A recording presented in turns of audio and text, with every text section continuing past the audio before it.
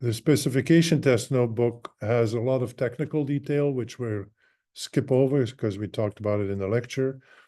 And it shows the specification tests for the based on OLS residuals and also based on two-stage least squares residuals. Remember, at the end, I outlined the extensions. Generalized Moran-Xi, which basically uses the residuals from two-stage least squares to have Moran-like statistics. So to run this, I'm gonna import all these modules. Important to have OLS and two-stage least squares. It's always the same thing. We have the same variables still. It's the immigrant paradox. We have, because we're gonna do both, just like with two-stage least squares, we're gonna do exogenous variables and endogenous variables. So we have the dependent variable is always the same, this health indicator. Then we have the two variables and the three variables as exogenous. We have the economic index as potentially endogenous with the instruments X and Y. We talked about this before. And then just the names for the weights. We'll be using the Queen contiguity weights for the Chicago track data. And this is how we set everything up. In the usual way, we set them up as data frames, right? And the next section gives you all the math, and maybe a little more readable form than on the slides, but it's exactly the same thing. So we start with the original regression where we have X1, which is just the two ethnic variables. And the way you get the spatial diagnostics is you have to set spatial diag to true. The default is false. So you have to, unlike the non-spatial diagnostics, which are always true by default. So if you don't want them, remember with the OLS, to keep it simple, we said, no, we don't want them. But typically they're provided, so you don't actually have to specify that. And then if you want Moran-Xi, because Moran-Xi, to get the Z value, you need to compute as variance, which is kind of complicated, involves big matrices. So by default, it's not included. Also because it doesn't actually help you that much in terms of a specification search. But here we're going to set it to true, so we have it as well.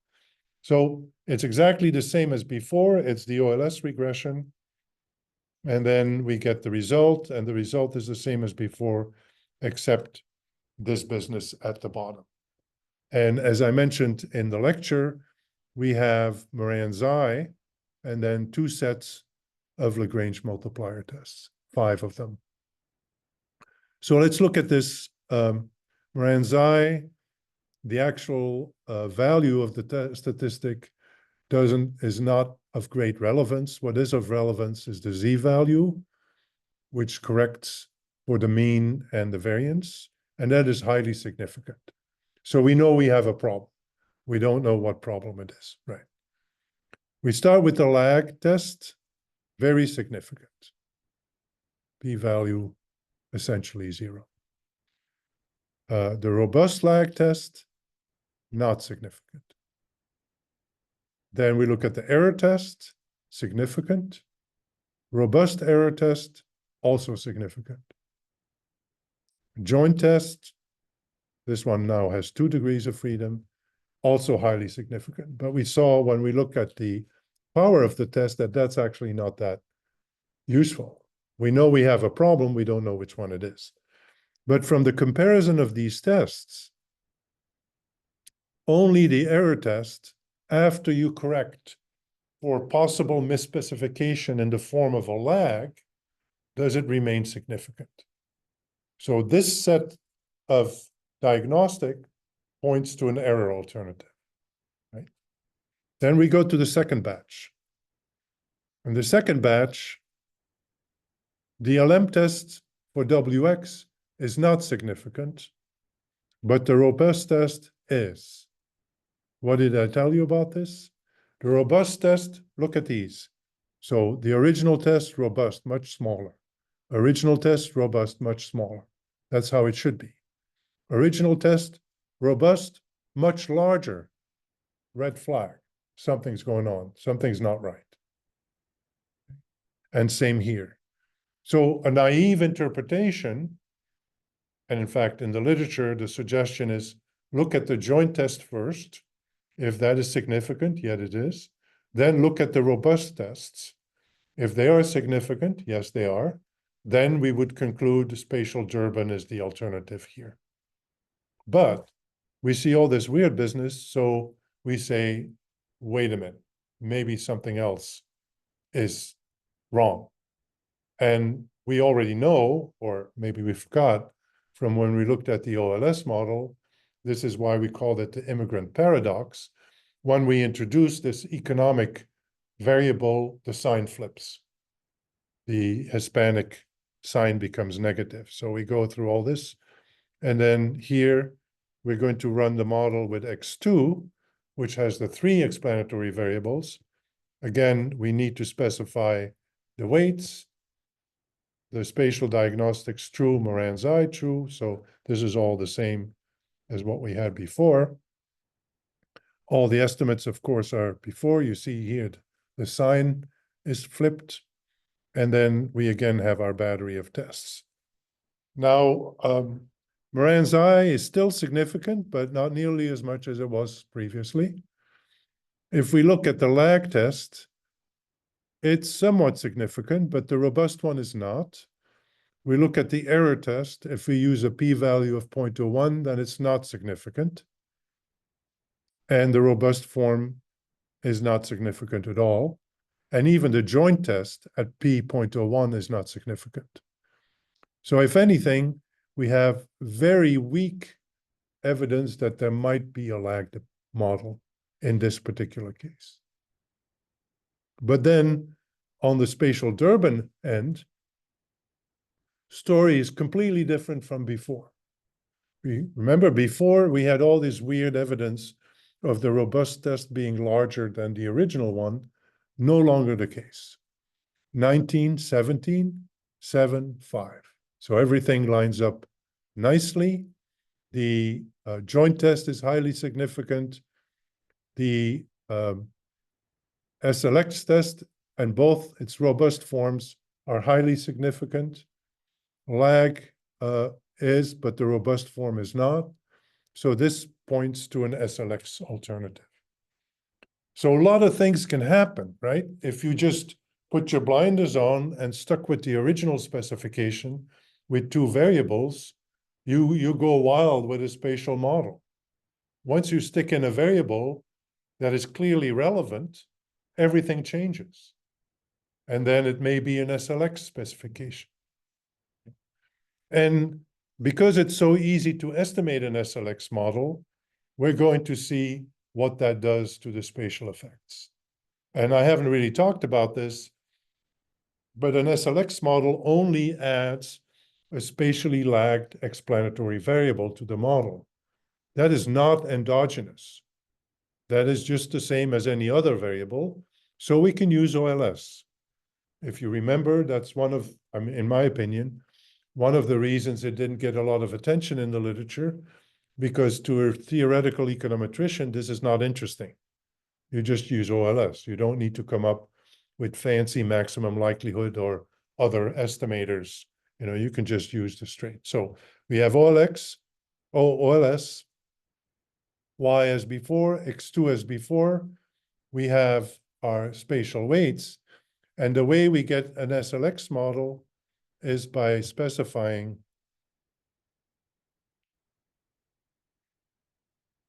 SLX lags as non-zero. So SLX lags is another argument to the OLS function. By default, it's 0. If you want an SLX model, you set it to something other than 0.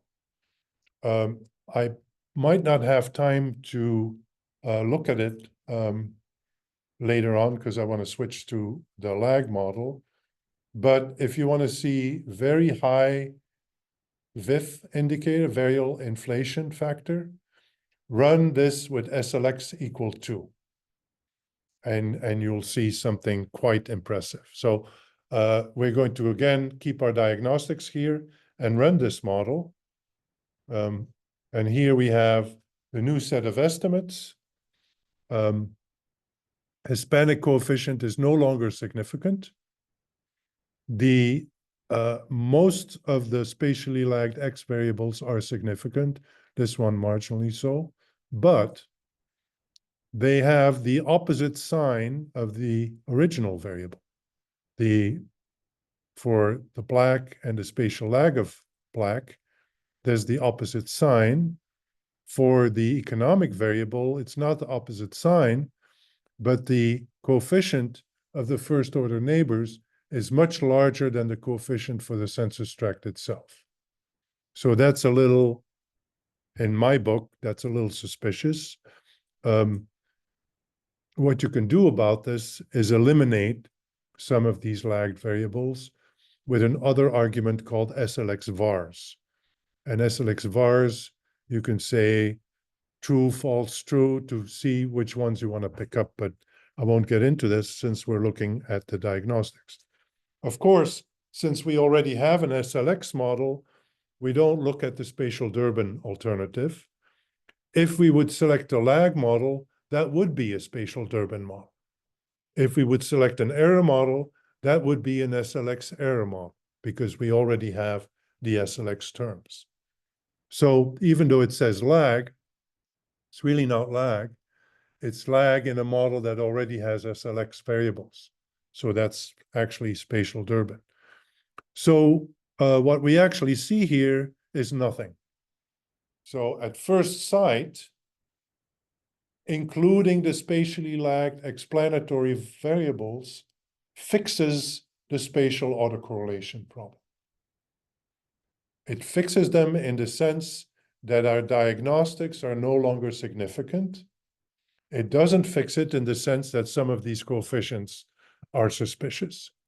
They're too large, they're negative when they should be positive, and things like that. So some people stop at that. In my book, I don't stop at that. If the coefficients don't make sense, we have a model that doesn't make sense.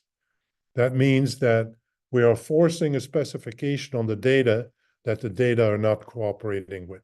So we have to go back to the drawing board and change our specification. So that's for OLS. Then very quickly, for two-stage least squares, it's very similar. This is our two-stage least squares call, TSLS. We saw that the other day. Y is here, exogenous variables, the two, X1. Endogenous variable, that's the economic one. Instruments, X and Y coordinates. Weights matrix. Without weights matrix, you can't do any spatial diagnostics. So if you forget it, you'll get an error.